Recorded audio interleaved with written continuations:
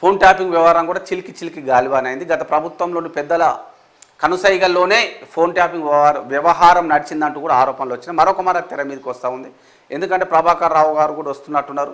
చాలామంది ఆ కేసులో ఉన్న వాళ్ళు కూడా అమెరికా నుంచి వచ్చిన నేపథ్యంలో ఒక అతను కేసీఆర్తో నాకు ప్రాణహాని ఉంది, కేసీఆర్ నుంచి నాకు రక్షణ కల్పిస్తే పూర్తి నిజాలను బయలు చేస్తా అంటూ చెప్పడం అనేది సంచలనంగా మారింది. తను కూడా కేసులో ఇన్వాల్వ్ అయి ఉన్నాడు. ఎవరు అతను ఏం కథ అనేది మనం మార్నింగ్ న్యూస్లో భాగంగా మరి డిస్కస్ చేసుకునే ప్రయత్నం చేద్దాం. ఇట్లా పుండు మీద కాలం జరిగినట్టుగా ఒకవైపు కవిత ఇష్యూ, మరొక వైపు కాళేశ్వరం మరి కేసీఆర్ మెడకు చుట్టుకుంది, ఇంకొక వైపు ఫార్ములా ఈ రేస్ వ్యవహారం, ఇప్పుడు ఫోన్ ట్యాపింగ్. ఈ అన్నిటి విచారణలతో ఉక్కిరి బిక్కిరి అవుతుందా బీఆర్ఎస్ అంటే? అవును. మరి బీఆర్ఎస్ పెద్దలు కూడా ఏం చేయాలో పాలుపోని స్థితిలో ఉన్నారంటే అవును అనే సమాధానం కూడా వస్తూ ఉంది.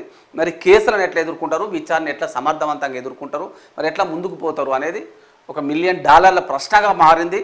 మరి వేచి చూద్దాం ఏం జరగబోతా ఉంది అనేది. ఇవన్నీ విషయాలు మనం